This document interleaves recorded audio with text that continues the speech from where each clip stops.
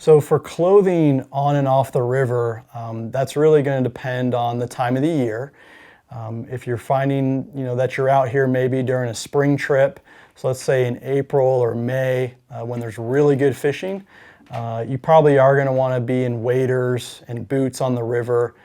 I'll touch on those in a different segment. But really, as you get like later into the June, like the latter part of June, July, which we're in right now, August, even throughout most of September, out on the river, you're going to find that you're probably going to be wearing exactly what I'm wearing right now. It's hot out.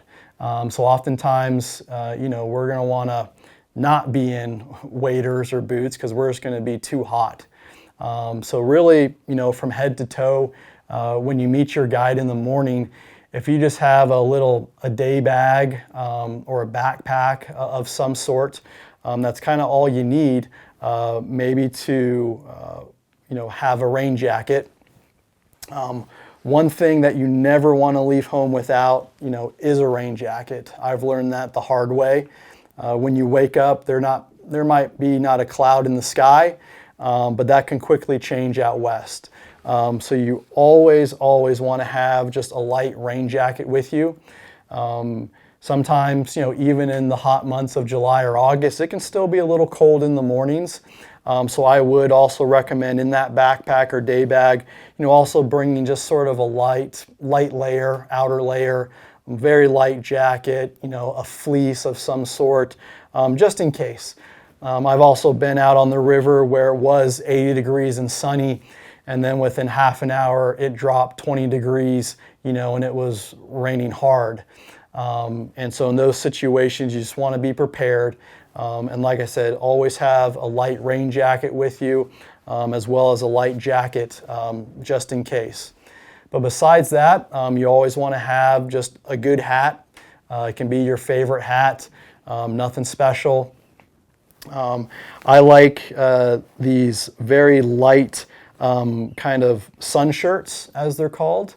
I like the ones that have a hood attached to them. That way on the river I can pull that hood over and it can offer some protection on my neck. But they're very light, very quick drying in case they get wet. Going down, summertime when you're in the boat, even when you're wading, usually just some sort of quick dry light pant if you want to, really. That'll be fine. You can wear shorts if you want to. But just some sort of quick drying light pant. And then for footwear, it's also a personal preference. There are, river shoes or river sandals, many different manufacturers of these. These would all be great in the boat. Also when you get out of the water, usually when you get out, out of the boat and stand in the river, even if you are doing some wade fishing, you're never going to be much more than probably up to your knees in water. So, really, once again, just some sort of river shoe or sandals, fine. I've worn sandals. I've worn even Crocs against my wife's wishes. Might not be the most stylish thing out on the river, but they're comfortable. But just some sort of footwear. Like I said, it's going to be light, quick drying, and comfortable. And that's kind of all you need, at least during the popular summer months out here. You always also want to bring sunglasses. These are an absolute must, with retainers, just in case you drop them, or to prevent them from dropping. But sunglasses are an absolute must. The most important thing is that they're polarized, really. The polarization helps you see through the water, and your guide can kind of maybe help teach you how to look through the water to maybe sight fish, and look for fish under the surface. As far as, different colored lenses, I'm kind of partial to like coppers or browns. They kind of say you want to match the color of the lens with the color of the water. So out here, like I said, I like coppers or browns. Those are all around good lens colors in my opinions. You can, for very low light situations, bring, yellow or amber color lenses. But I think copper or browns are kind of good all-around lenses that will do just fine. Another important thing that I really like to always have with me is a buff. I've just, out of habit, kind of always kept it on my wrist for a few different reasons. But oftentimes, if I have my hood up, I have a lot of good sun protection. But I like a buff because, especially when it's really hot out, I can use that, and actually I can dip it in the river or the lake and get it wet, and then put that around my neck. And I find that really helps bring down my core body temperature and help me stay cool. So that's one of the real major uses that I like a buff for, is to once again just get it wet, then put it around my neck and just help me stay cool when it gets really hot during the day. If you are staying at a fly fishing lodge, I get questions about, apparel maybe at dinner time or around the lodge. These fly fishing lodges are very casual. At breakfast time, a lot of people are going to be, wearing what they're going to go and fish in. They want to be ready to go. So what I'm wearing right now is very acceptable for breakfast time. And then the evenings during cocktails or appetizers or dinner, it's a very casual setting at all these lodges. If you want to, you can maybe bring a nicer pair of slacks or jeans, maybe a nicer, button or collar shirt to change into, but nobody's going to judge you. It's also a very casual setting, off the water at these lodges. So that really covers what you should wear out on the river during the summer months. So later into June, July, August, even September. That's kind of it. If you do find yourself out here kind of more on the shoulder months of, let's say, April or May, later into September or October, next I'll talk about waders and boots and maybe some layering. So there can be some great fishing out west, in April or May, also on the back end of the season, later into September, October. And during those times of the year, you probably are going to want to find yourself being in waders and wading boots, mostly just to protect you from the elements. So I do want to talk about what works for me, what I like through many years of trial and error and trying all sorts of different boots and waders. Not all the fly fishing lodges are able to provide waders and boots. So if you are coming out, like I said, maybe April or May, first half of June, you might have to go ahead and invest in those. But you'll hopefully get some good use out of them over the years, as well as on the back end of the season, like I said, later into September, and then certainly October as well. One thing that people don't kind of maybe realize is that waders don't necessarily keep you warm, but they're designed to keep you dry. I think it really matters about what you wear under your waders that will determine how warm you are. So when I wear my waders and boots, underneath, for my footwear, I will wear a wading sock, which is typically a synthetic sock of some sort. Some sort of ski sock will do just fine, but I always wear some sort of synthetic sock.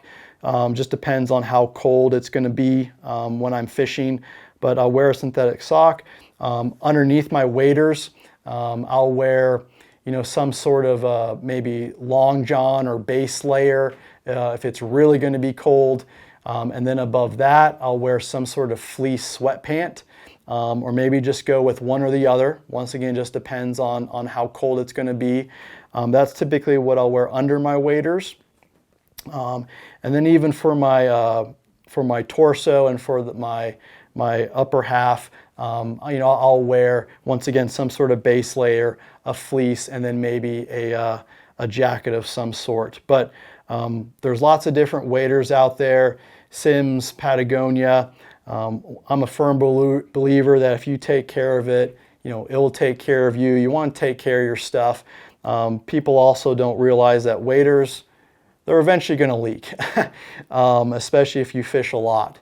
But if you're traveling, one product that I really like is this packable wader from Patagonia. I've had these for a number of years now, and this is them.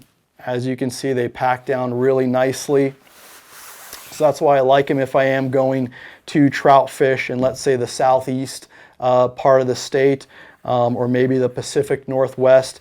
I've really enjoyed these packable waders. And once again, I mean, they are thinner, but that's the point of them, is so that they're light.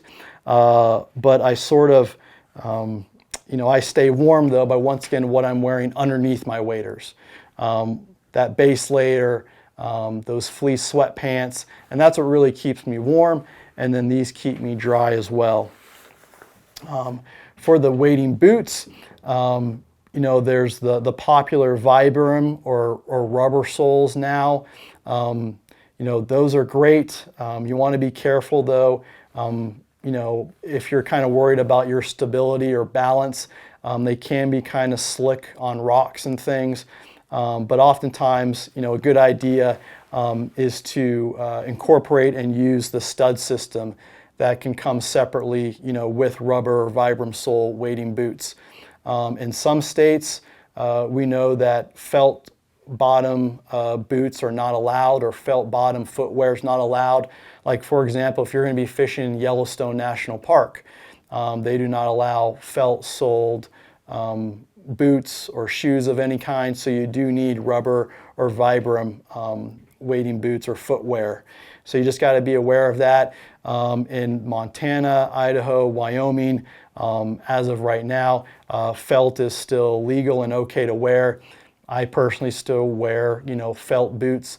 I always make sure that if I'm fishing different watersheds, that I clean my waders and my wading boots before I go, just to prevent the spread of any invasive species.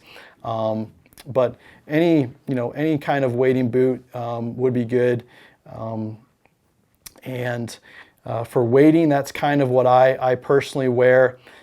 Some people, even if they come out during the summertime and they want to wet wade, meaning wearing those quick dry pants or shorts, instead of wearing maybe a river shoe or sandal, some people still like to at least bring out or wear their wading boots when they're wet wading.